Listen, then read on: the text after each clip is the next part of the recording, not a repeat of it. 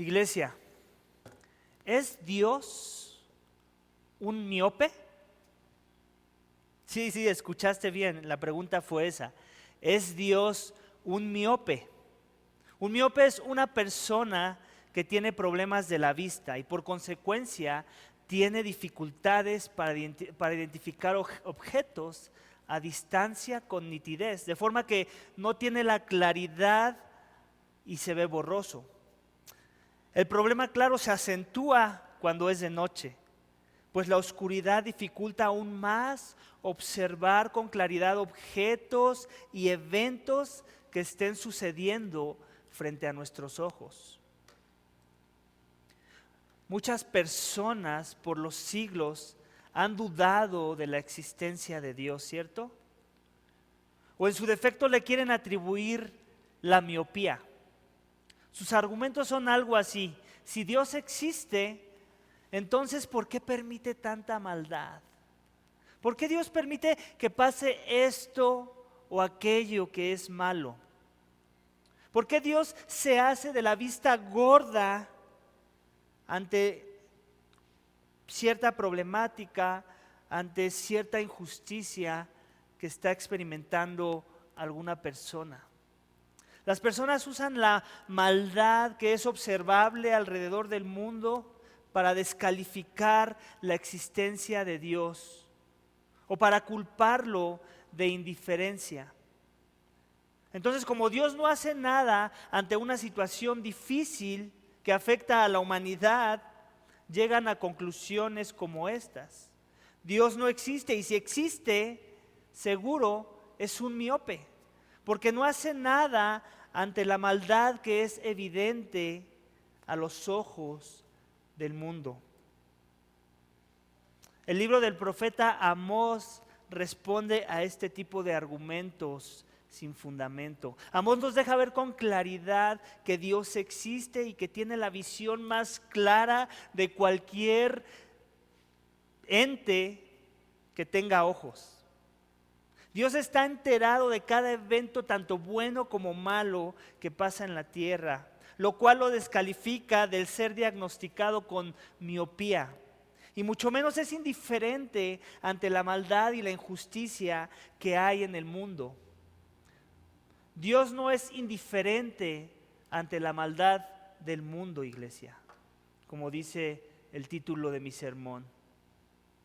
Dios en su palabra por medio del profeta Amós nos deja ver su corazón y su respuesta ante la maldad, la injusticia y el dolor humano. En la sección del texto abarcaremos en nuestro mensaje de hoy, veremos que si hay alguien que está más indignado por todo lo que pasa alrededor del mundo, este es Dios. ¿Y cómo es que Dios se le colma la paciencia cuando la maldad ha rebasado sus límites y la injusticia abunda como una pandemia en los corazones de los hombres? Así que leamos, si tienes tu Biblia, te invito a que vayas al primer capítulo del libro de Amós para leer junto conmigo versículos 1 y 2. En esta sección, Dios reacciona ante la maldad de los hombres y nos va a ayudar a ver cómo es que Él no es indiferente ante la maldad de los hombres.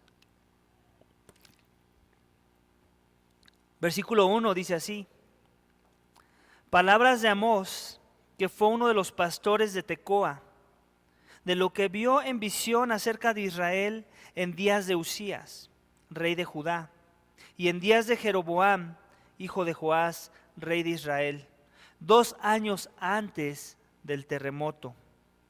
Y dijo: el Señor ruge desde Sión, y desde Jerusalén da su voz. Los pastizales de los pastores están de duelo, y se seca la cumbre del Carmelo. Iglesia, ¿cuándo fue la última vez que viste a un león rugir? Tal vez fue en el zoológico, o en algún documental del Discovery Channel o de Animal Planet. Tú sabes que el león es el rey de la sabana, ¿cierto? Y no porque sea el más fuerte, con todo y que es fuerte, por cierto. Lo que lo hace el más poderoso de los animales es su capacidad de hacer daño a sus víctimas, sin importar si se trata de un elefante o de una jirafa o de un rinoceronte. El rugido del león no es una señal de paz para ninguno de estos animales. Por el contrario, representa terror y en muchos de los casos una sentencia de muerte. Cuando el león, iglesia, ruge en la sabana, los animales a su alrededor han sido alertados y saben que están a punto de convertirse en una presa. El profeta Amós era un pastor de Tecoa y antes de ser llamado a ser profeta, simplemente esa era su profesión, la de un simple pastor. Pero una vez que fue llamado al ministerio de la profecía para comunicar un mensaje de Dios a su audiencia en particular, las palabras que distinguen el mensaje de un profeta de Dios normalmente siempre inician con esta frase: así dice el Señor. En la profecía de Amós a su audiencia Israel y previo a la frase de así dice el Señor, nos deja ver la actitud y el sentir de Dios previo a esta frase. Dios usa la figura del león para representar su sentir ante la situación, por la maldad y la injusticia que han colmado ya su paciencia. De forma que deja ver lo que dice el primer énfasis de mi sermón: que Dios se aira a causa de la maldad del hombre. Dios se aira a causa de la maldad del hombre. Él no es indiferente.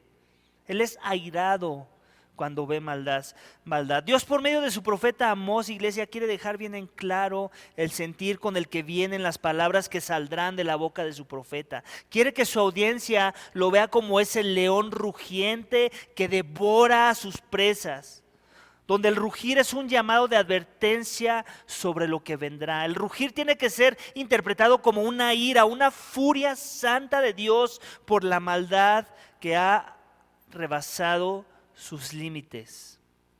La audiencia de Amós es Israel, lo dice el texto número 1.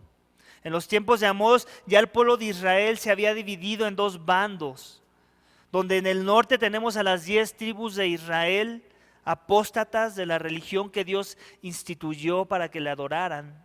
Y en el sur tenemos a la tribu de Judá y de Benjamín, mejor conocida como simplemente Judá, quienes vivían en enemistad con las otras 10 tribus que formaban Israel, debido a que ellos sí guardaban la religión de Dios.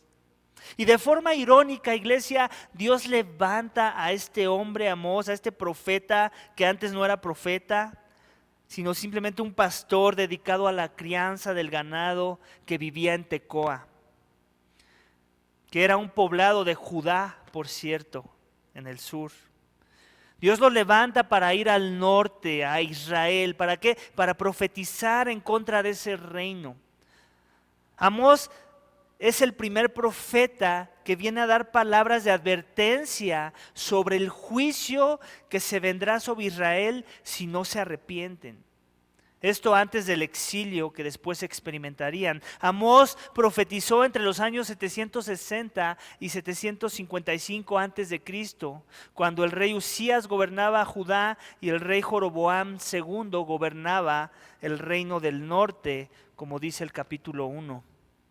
El versículo 1, perdón.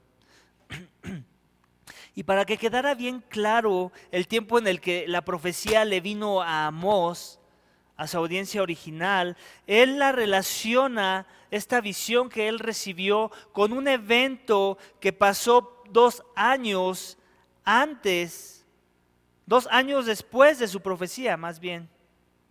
Este evento de un temblor.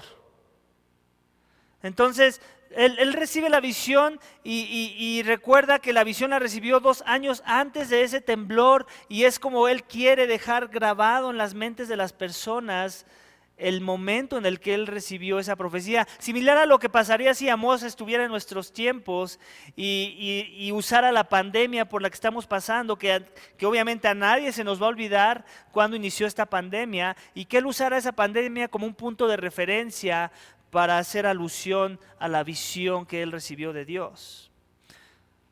Dios no solo usó el rugido del león como instrucción a las palabras de juicio que vendrán en versículo 13 en adelante, sino que también usó un poco del contexto del profeta, el cual usa figuras de pastizales, de los pastores que están en duelo, y cómo es que se seca la cumbre del Carmelo, que en el contexto en particular del profeta era una porción de tierra muy fértil y abundante en recursos naturales.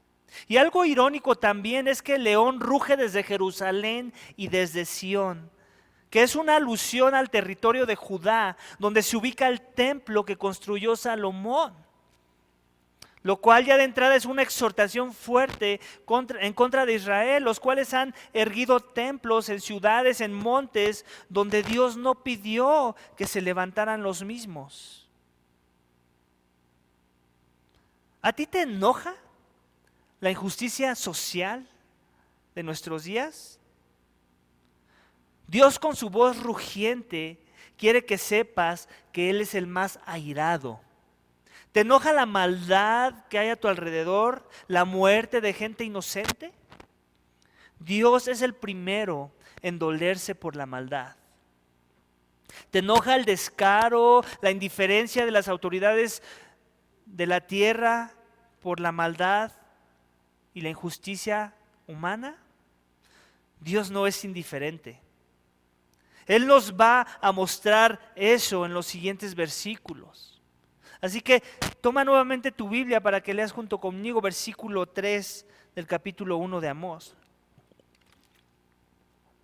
Así dice el Señor: por 3 transgresiones de Damasco y por 4 no revocaré su castigo, porque trillaron a Galaad con trillos de hierro.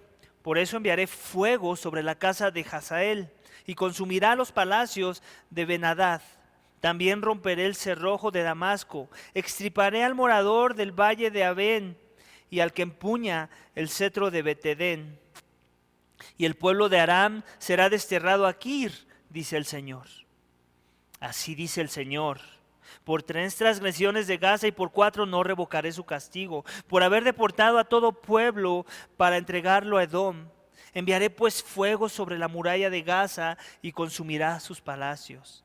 También extirparé al morador de Asdod y al que empuña el cetro de Ascalón. Desataré mi poder sobre Crón y el remanente de los filisteos perecerá. Así dice el Señor. Así dice el Señor: por 3 transgresiones de Tiro y por 4 no revocaré su castigo, por haber entregado todo un pueblo cautivo a Edom, sin acordarse del pacto de hermanos. Enviaré pues fuego sobre la muralla de Tiro y consumirá sus palacios. Así dice el Señor: por 3 transgresiones de Edom y por 4 no revocaré su castigo, porque con espada persiguió a su hermano y suprimió su compasión. Su ira continuó despedazando y mantuvo su furor para siempre. Enviaré pues fuego sobre Temán y consumirá los palacios de Bosra. Así dice el Señor: por 3 transgresiones de los hijos de Amón y por 4 no revocaré su castigo, porque abrieron los vientres de las mujeres en cinta de Galaad para ensanchar sus fronteras. Encenderé pues fuego en la muralla de Rabá y consumirá sus palacios, en medio de gritos de guerra en el día de la batalla, en medio de una tempestad en el día de la tormenta, y su rey irá al destierro, él y sus príncipes con él. Así dice el Señor. Así dice el Señor: por 3 transgresiones de Moab y por 4 no revocaré su castigo, porque quemó los huesos del rey de Edom hasta calcinarlos. Enviaré pues fuego sobre Moab que consumirá los palacios de Keriot, y Moab morirá entre el tumulto, entre gritos de guerra y sonido de trompeta. También extirparé al juez de en medio de ella y mataré a todos los príncipes con él. Así dice el Señor. ¿Alguna vez te han colmado la paciencia? A todos, ¿cierto? Alguna vez en nuestra vida, en algún momento en particular, nos han colmado la paciencia. Si eres padre, aquellos que son tus hijos, en ocasiones colman tu paciencia. Si eres hijo, en ocasiones colmas la paciencia de tu padre, de tu madre. Pero Dios es el ser más paciente de todo el universo. Pero eso no significa que no llegue al punto donde sea justo que se le acabe la paciencia. Pues la maldad de los hombres es experta en colmarle la paciencia. En la sección que acabamos de leer podemos ver 6 juicios que caerán sobre las naciones paganas que rodean a Israel. Debido a que la maldad y la injusticia de estas han colmado la paciencia de Dios.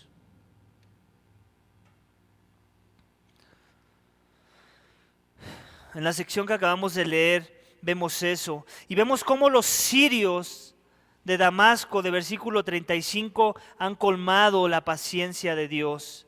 Los filisteos de Gaza, en versículo 6 al 8, han colmado la paciencia de Dios. Los fenicios libaneses de Tiro han colmado la paciencia de Dios. Los edomitas de Edom, versículos 11-12, han colmado la paciencia de Dios. Los amorreos de Amón, de versículos 13 al 15, han colmado la paciencia de Dios. Los moabitas de Moab, versículos 1-3 del capítulo 2, han colmado la paciencia de Dios. Todos en conjunto han colmado la paciencia de Dios que está sentado en su trono en los cielos. Cuando leemos esta frase de por 3 transgresiones y por 4 no revocaré su castigo sobre cada una de estas naciones, lo que significa simplemente esto, que ya han colmado la paciencia de Dios por su maldad, donde no les va a permitir ni una más para que sigan haciendo de las suyas, donde les está advirtiendo como un león rugiente que se han convertido en sus presas y que no habrá quien los salve de sus garras. Todas estas naciones serán enjuiciadas por su maldad según la visión de Amós. Dios traerá juicio por la maldad de los hombres, como dice el segundo énfasis de mi sermón. Dios va a traer juicio sobre la maldad de los hombres, porque a Él se le agota la paciencia. La sanguinariedad de Damasco en su contra, porque era sanguinario, en contra de sus opresores, en contra de los que él oprimía, más bien será propagado fuego por eso. Les será enviado desde lo alto. La traición de los filisteos por romper pactos que hicieron con otros pueblos, entregándolos a Edom, será pagada con fuego de lo alto. De igual forma los fenicios por romper pactos que hicieron, sus murallas y sus palacios serán consumidos con fuego. Los edomitas, descendientes de Saúl, ¿recuerdas? Hijo de Abraham, por la criada. También sus murallas, sus palacios serán consumidos por fuego por causa de su maldad, por suprimir con espada a otros, dice el texto, donde seguramente Israel era una de sus víctimas. Por falta de refrenar su maldad contra ellos, caería juicio sobre ellos. Los amorreos, junto con sus reyes y príncipes, dice el texto, serán consumidos por fuego al caer sus murallas y sus palacios. ¿Por qué? Por sanguinarios, por abrir los vientres de las mujeres en cinta. ¿Para qué? Para avanzar su territorio. Los moabitas de igual forma serán consumidos por fuego, junto con sus gobernantes, por su saña al quemar los huesos del rey de Edom, hasta calcinarlos, dice el texto, dejando ver su insensibilidad en reconocer el valor intrínseco que tiene la humanidad del hombre como hecha por Dios. Dios está augurando juicio en contra de estas naciones paganas que rodean a Israel.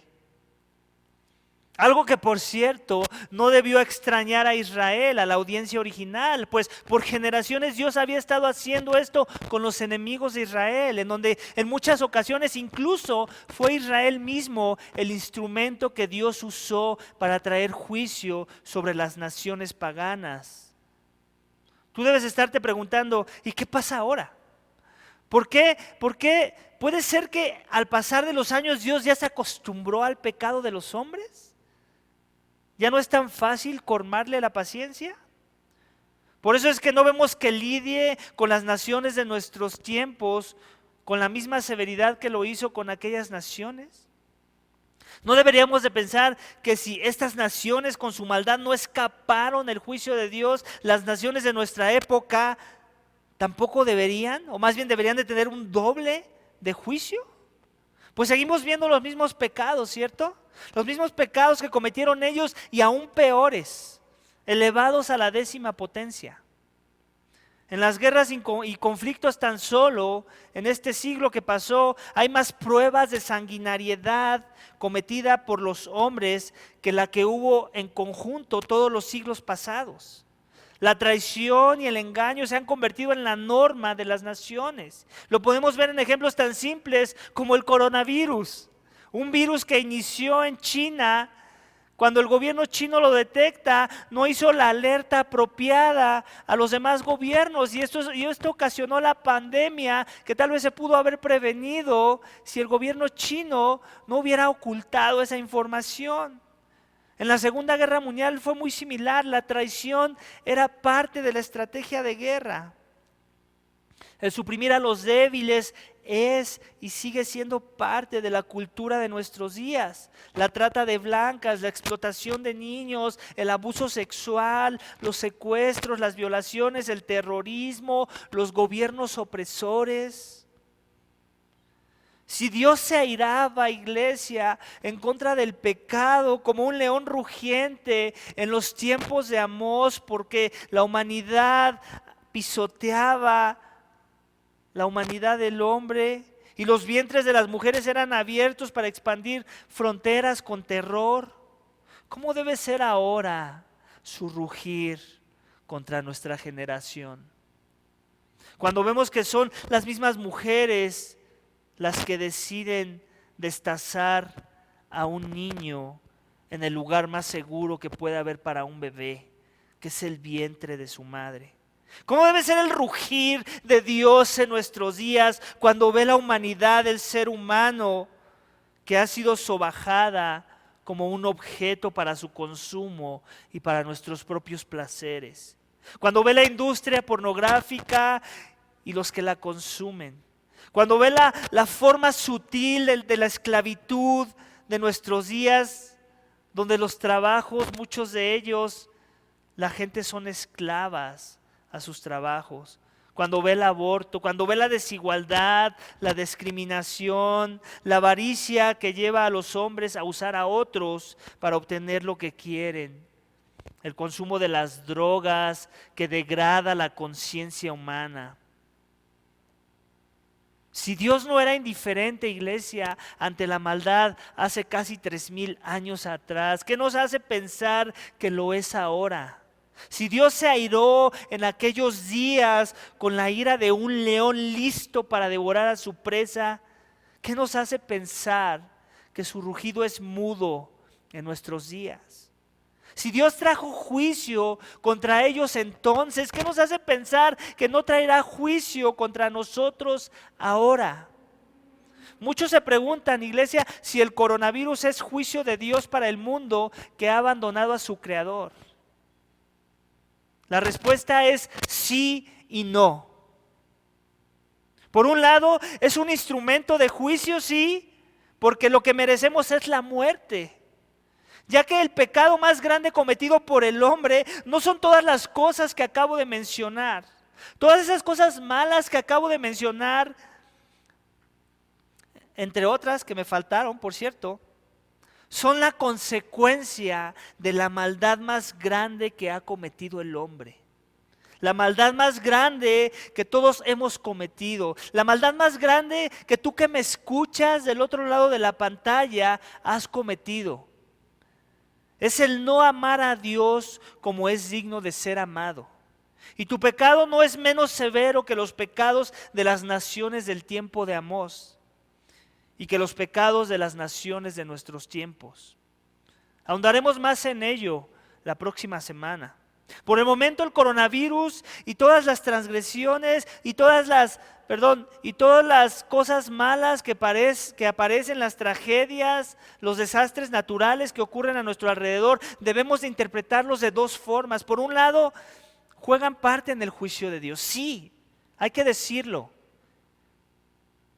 Una roca no se mueve. Dios no permite que las olas pasen de sus límites si Dios no lo permite. Son parte del rugido que Dios desata desde los cielos porque no le buscamos, para que le busquemos. Y por otro lado son también instrumentos de misericordia para ayudarnos a voltear nuestras miradas al cielo y clamar a Dios por misericordia. La pandemia y otros males son instrumentos amargos de misericordia que nos ayudan a abandonar nuestras esperanzas terrenales para que pongamos nuestros ojos en Dios como nuestra única esperanza. Dios no ha mirado con indiferencia la maldad del mundo. Por el contrario, ha sido paciente con la maldad del mundo. Él mismo se hizo víctima de nuestra maldad, ya que era la única forma de apaciguar la ira santa en contra de nuestro pecado. Y coincide que hoy celebramos la victoria de Dios sobre la maldad. Coincide que hoy celebramos la resurrección del Hijo de Dios que experimentó la muerte en nuestro lugar debido a que Dios no pasa por alto la maldad. La palabra de Dios enseña que Dios es el juez más justo de toda la tierra, quien no va a dar por inocente al culpable, Nahum 1:3. También la palabra de Dios enseña que todos somos por naturaleza hijos de ira, pues todos hemos incurrido a la maldad de una forma u otra. Por cuanto todos pecamos, dice Romanos 3:23, por cuanto todos pecamos y hemos sido destituidos de la gloria de Dios. La palabra de Dios también exalta la santidad de Dios, quien por su naturaleza se opone y da un trato justo al pecador por causa del pecado. El trato justo que tú y yo merecemos por culpa de nuestro pecado. No es muy diferente ese trato al que vemos que Amós declara sobre el texto en contra de las naciones paganas. Es decir, estas naciones paganas no son más malvadas de lo que tú y yo somos, como tú y yo somos. Somos medidos bajo el mismo estándar divino y somos encontrados culpables y dignos de recibir también un fuego consumidor desde lo alto. Tú y yo merecemos ser destruidos de igual manera. La palabra de Dios deja bien en claro esa parte en el Nuevo Testamento, aún de palabras de Jesús. La palabra de Dios nos dice que Dios amó de tal manera al mundo, que tuvo paciencia de tal manera con el mundo, que refrenó la ira para no derramarla con justicia contra todo el mundo. De forma que envió a su Hijo unigénito, para que todo aquel que crea en Él no se pierda, mas tenga vida. No ira, sino vida. Para que todo aquel que crea en Él no sea consumido por la ira de Dios, sino que el Hijo reciba la ira en nuestro lugar. Dios odia tanto, iglesia, el pecado, y lo tiene tan presente para derramar su ira sobre los pecadores, que tuvo que desatar esa ira sobre alguien. Para los que entendemos el amor de Dios y la misericordia de Dios, nos hemos refugiado en Jesús, quien cargó nuestros pecados en la cruz y llevó la ira en nuestro lugar. Para los que rechazan el sacrificio de Cristo en la cruz, muriendo por los pecados, les espera la ira del león. El día en que Dios removerá por completo su paciencia y longanimidad para verter su ira y terror contra todo aquel que no dobló su rodilla ante su Hijo Jesús. Dios no fue ni es indiferente, iglesia, al pecado. Por el contrario, lidió con el pecado Él mismo. El que desata la ira, Él mismo la recibió hace más de 2000 años en una cruz. En eso se muestra el amor, iglesia, de Dios para con nosotros. Que aunque éramos pecadores, Cristo murió por nosotros. Como dice Romanos 5:8. Hoy celebramos que no solo Dios propuso un camino para escapar la ira y el juicio de Dios, sino que resucitó de entre los muertos a su Hijo en el poder de su Santo Espíritu, para que todo aquel que crea en Él tenga vida junto con Él y cuando venga el juicio final, seamos resucitados junto con Jesús, pero no para ira, sino para vida eterna. Habiendo escapado la ira y la justicia de Dios por haber sido justificados por el sacrificio de Cristo en la cruz, cuando pusimos nuestra fe y nuestra esperanza en su muerte y resurrección. La Biblia en sus páginas habla del Hijo como el Cordero y el León. En este tiempo donde aún el juicio final no ha caído sobre la humanidad, nos conviene conocerle como el Cordero de Dios, que se dio a sí mismo como sacrificio por nuestros pecados, que trajo como resultado nuestro perdón. Pero llegará el día, iglesia, en el que el rugido del Hijo se escuchará por toda la tierra, pues vendrá a desollar a sus enemigos como un león rugiente, como el vengador del Apocalipsis que viene a traer juicio en contra de todo aquel que cometió iniquidad y no se refugió en el Cordero.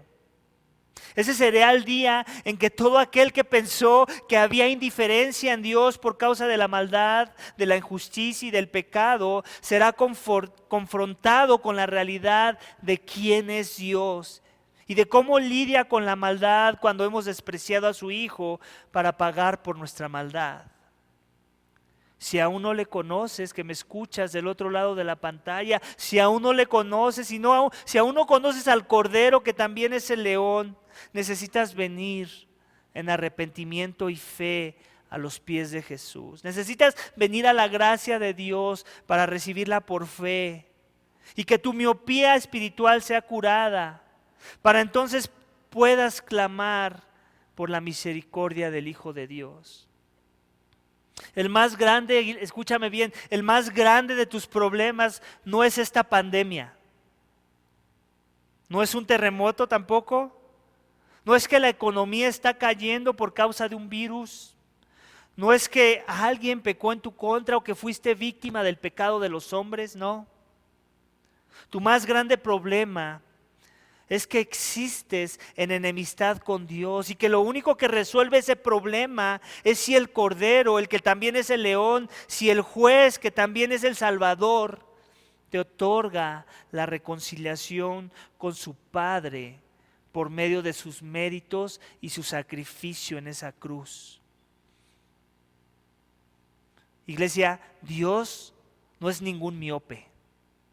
Los miopes somos nosotros. Dios ve la maldad y la aborrece junto con Él, con el que la practica. La aborrece junto con el que la practica. Dios traerá juicio y Él mismo se llevó el juicio. Dios quiere arrepentimiento y fe en el mundo y por eso usa un coronavirus y los desastres naturales y aún a las personas para ayudarnos a voltearlo a ver a Él, para que arregle nuestra visión. Para que la sangre del Hijo y su resurrección sea nuestra única esperanza. ¿Cuánto más, iglesia, cuánto más necesita esta generación para que colmemos a Dios de su paciencia? Y que esto se vea reflejado en que ya traiga su juicio final. ¿Cuánto más? No lo sabemos, ¿cierto? Lo que sí sabemos es que Dios ya nos reveló cómo escapar su juicio y su ira. ¿Y tú escaparás? ¿Tú escaparás? No respondas tan rápido como alguien que aprendió una fórmula de un credo religioso. ¿Cuánto de lo que estamos pasando en nuestros días, cuánto de las consecuencias de un virus mortal No es una forma más de Dios mostrándole a su iglesia que no hemos estado enfocándonos en las cosas que son de primera importancia, sino más bien hemos tenido nuestras mentes enfocadas en las cosas del mundo, en vez de proclamar el arrepentimiento y la fe en el nombre de Jesús.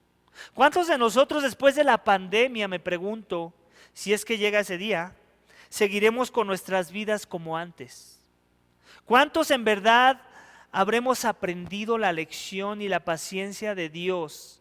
La paciencia que nos tuvo para ayudarnos a poner nuestras mentes en las cosas de arriba. ¿Cuántos?